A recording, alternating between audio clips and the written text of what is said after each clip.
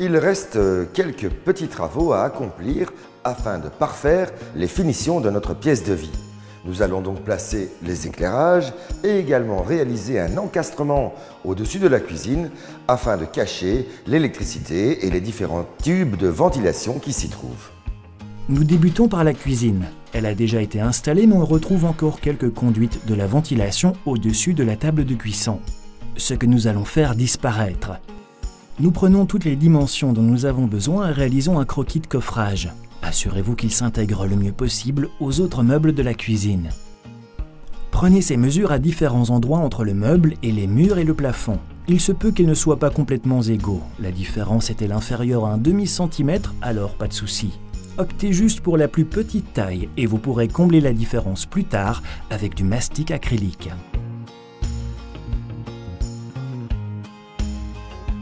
Avec le plan en ordre, nous pouvons commencer avec le revêtement. Les plaques qui servent à couvrir le cadre ont été sciées sur commande, un cadre que nous fabriquons à l'aide de lattes de plafond. Nous l'avons scié sur mesure avec une ébouteuse. Plusieurs pièces devront être découpées à la même taille. Au lieu de mesurer 2 fois, vous pouvez simplement copier le morceau. Vous alignez la pièce sciée avec le bord de votre latte, marqué où elle arrive. Ensuite, vous sciez le deuxième morceau. De cette façon, vous savez que vous obtenez exactement la même taille.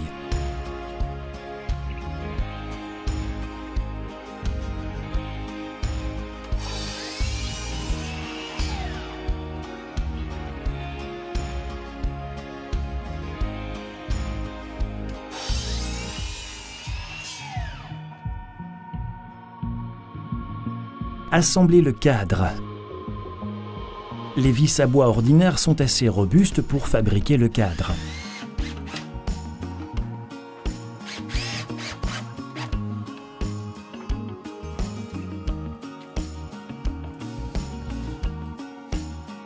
Vous placez ensuite le cadre au-dessus de l'armoire.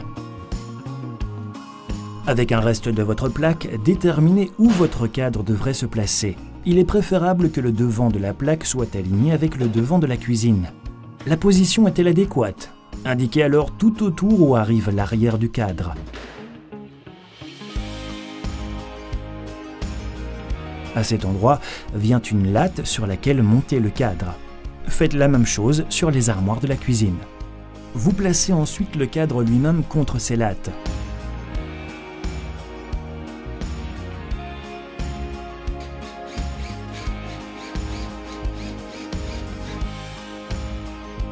Vissez le cadre dans les lattes.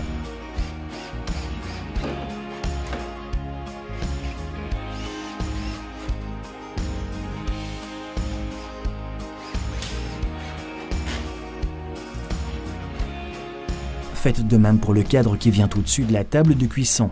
Ici, nous pouvons visser directement à même le plafond. Nous distinguons encore l'emplacement des lattes du plafond et nous y vissons la latte pour le cadre. On attache alors le cadre à la latte.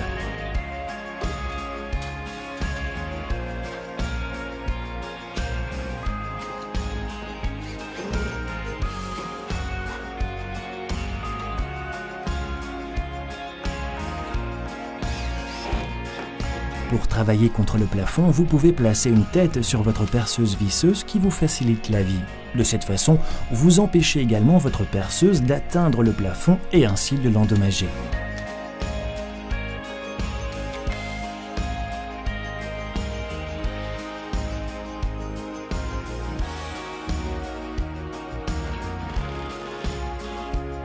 Il ne nous reste plus qu'à monter le cadre inférieur et nous pouvons monter les plaques.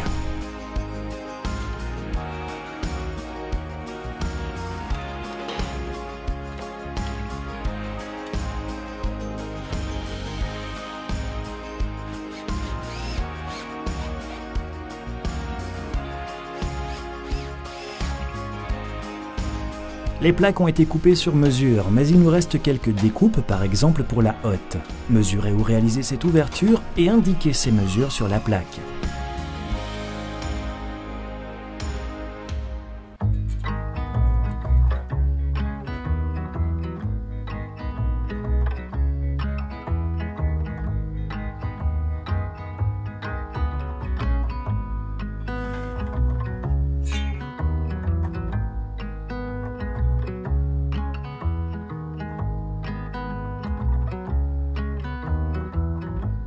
Vous pouvez alors scier l'ouverture, et c'est plus facile avec une scie sauteuse.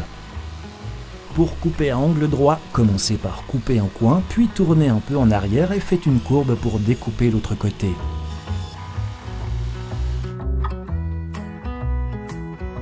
Une fois le morceau de plaque parti, rendez l'angle bien droit.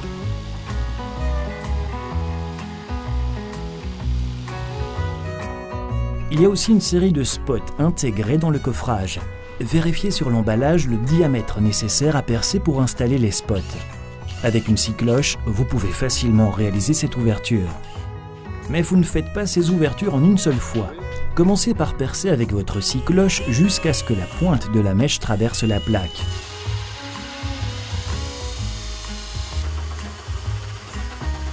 Ensuite, retournez-la et percez-la complètement.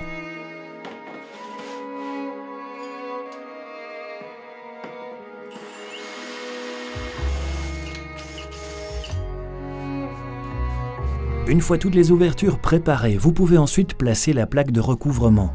Montez d'abord la plaque qui vient en bas.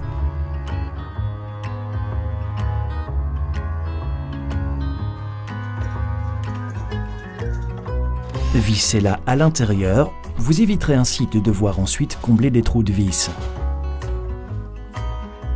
Avant de fermer le bac, il vaut toutefois déjà mieux connecter les spots. Pour le moment, vous pouvez encore facilement réaliser toutes les connexions. Alors coupez l'électricité, bouclez le câble entrant avec des fils pour connecter le spot à côté, de préférence avec des bornes enfichables.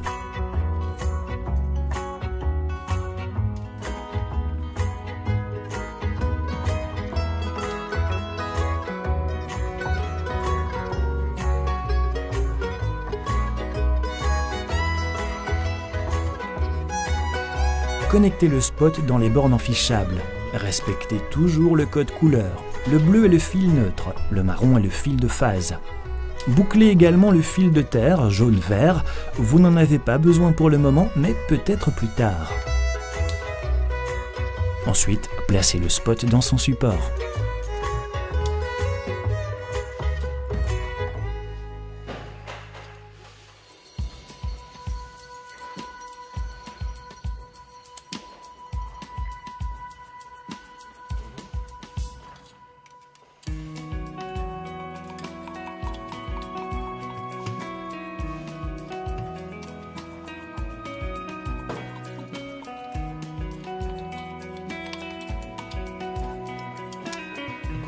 Faites à présent exactement la même chose pour l'autre spot. Connectez-le en reliant les bons fils ensemble.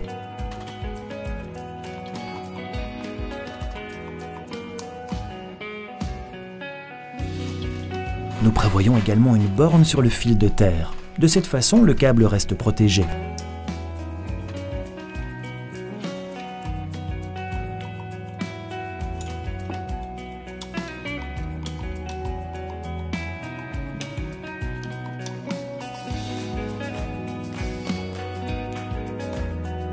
Les spots sont-ils installés? Il ne reste plus qu'à les tester pour voir s'ils fonctionnent. Les spots peuvent encore être facilement connectés par leur emplacement dans l'encastrement. Néanmoins, tant que j'ai une grande ouverture, c'est plus facile à réaliser par ici. Certainement pour connecter la hotte. Maintenant que toutes les connexions sont correctement réalisées, je peux enfin terminer l'encastrement avec le panneau frontal. Vous clouez le panneau avant. Avec un pistolet à clous, vous ne faites que de petits trous dans le panneau, ce qui diminuera au minimum le nombre de trous à combler.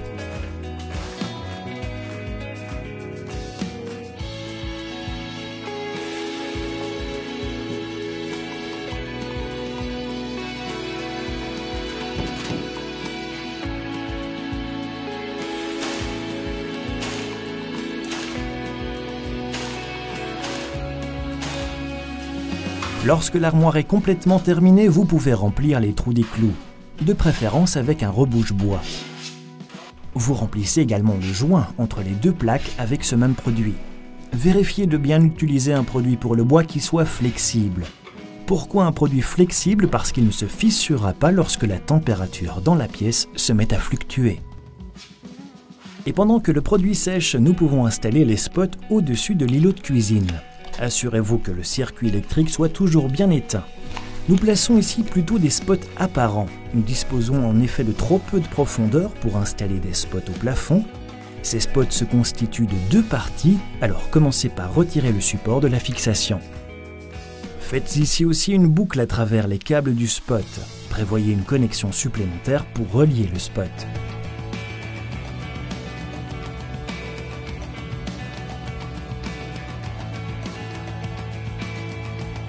Indiquez ensuite où ancrer le support.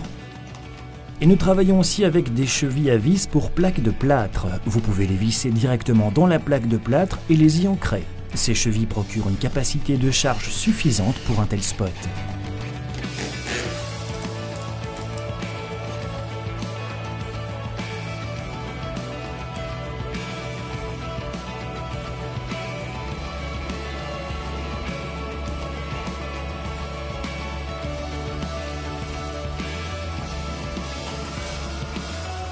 Montez ensuite le support au plafond et puis fixez la connexion de la lampe.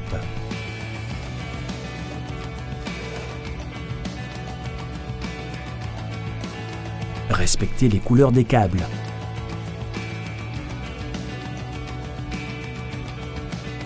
Le fil de terre jaune-vert est également connecté. Il est relié à l'armature de la lampe.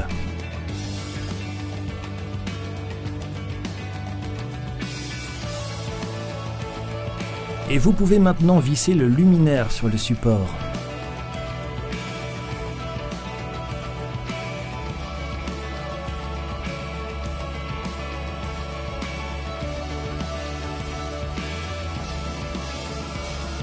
Montez ensuite la lampe dans le support et branchez le connecteur de la lampe dans la prise.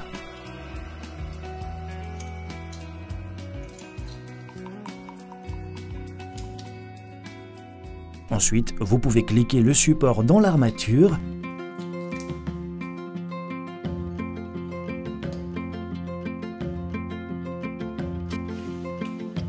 Vous pouvez faire la même chose pour les autres lampes.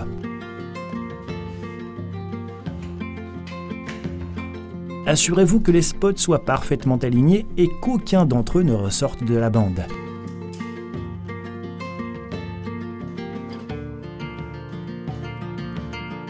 Tous les spots sont-ils connectés? Eh bien, testez-les pour vérifier s'ils fonctionnent. En attendant l'enduit du coffrage à sécher, nous pouvons donc le terminer. Nous travaillons d'abord les joints, ce que nous faisons avec un mastic acrylique. On pourra peindre par-dessus. Avec un pistolet à calfeutrer, vous appliquez l'acrylique sur tous les bords du coffrage, et puis vous lissez le mastic avec une eau pure.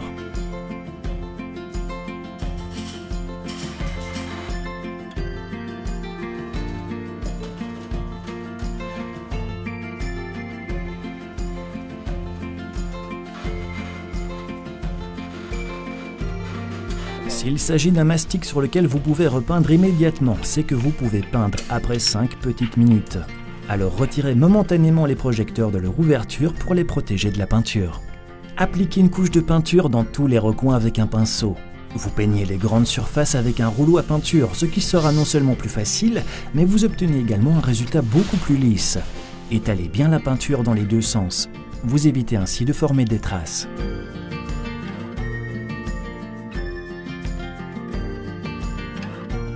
La cuisine, elle, est prête, mais nous devons encore travailler l'espace de vie. Nous commençons par monter l'éclairage et nous plaçons un lustre très design au-dessus du coin salon. Nous allons commencer par nous assurer que le circuit électrique soit bien éteint. Ensuite, nous retirons l'éclairage provisoire qui est suspendu. Vérifiez comment bien positionner le support. Assurez-vous de savoir par où vient le courant et donc où celui-ci doit entrer dans le plafond. Vérifiez également la position du support par rapport à l'endroit.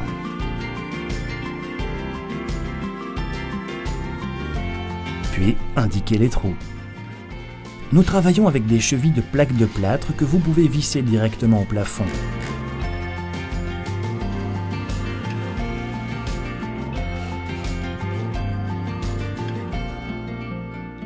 Nous accrochons dessus le support.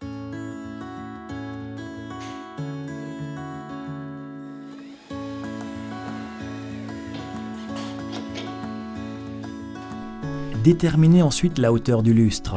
Vous pouvez également l'ajuster. Tenez-le contre le plafond et décidez quelle hauteur sera idéale dans la pièce.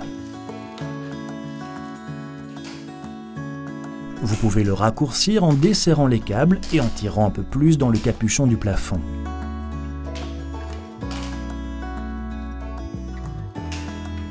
N'oubliez pas non plus de resserrer la vis par la suite pour ne pas coincer les câbles. Si les câbles ne sont pas encore dénudés, vous devez le faire avant de connecter la lampe. La connexion est faite en suivant le code de couleur. C'est aussi beaucoup plus facile si quelqu'un à proximité peut vous maintenir le lustre pendant que vous le connectez.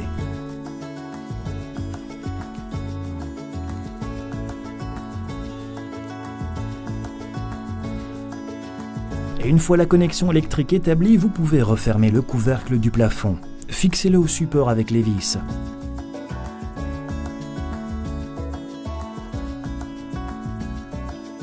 Ensuite seulement, retirez la protection de la lampe. Elle est à présent installée et vous ne risquez plus de l'endommager.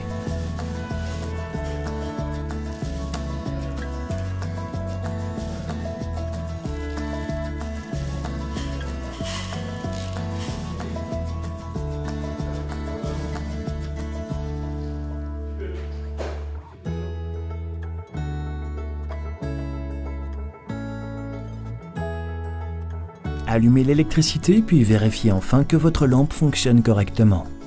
Nous coupons alors l'électricité à nouveau car là où va se placer la table à manger, nous installons également un éclairage. Une mise en place similaire à l'installation de la lampe au-dessus du salon. Dénudez les fils de la connexion et puis déterminez la hauteur à laquelle la lampe doit arriver. Fixez le support au plafond et connectez le câblage. Comme toujours, respectez le code couleur des câbles.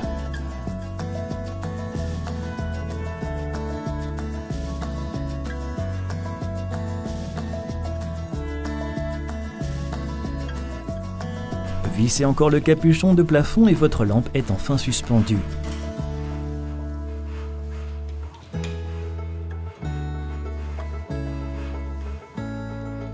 Remettez ensuite simplement le fusible en marche pour faire fonctionner la lampe. Oui, mais un espace de vie ne devient habitable que s'il est bien sûr aménagé. C'est pourquoi nous avons commandé des meubles et aménagé le salon dans la foulée.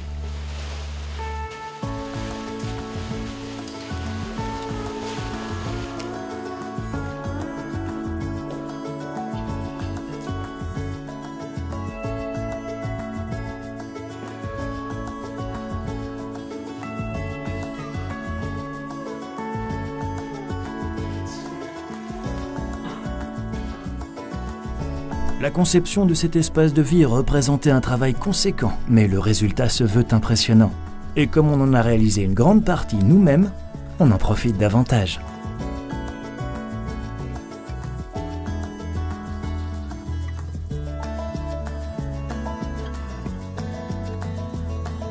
Avec ces derniers travaux, notre pièce de vie est enfin terminée. Et moi, je vais pouvoir me reposer et en profiter. Si vous souhaitez revoir cette série, vous pourrez la retrouver sur le site web dobit.be, sur lequel vous vous enregistrez à notre magazine en ligne. Et quant à moi, je vous retrouverai très certainement prochainement pour de prochains travaux.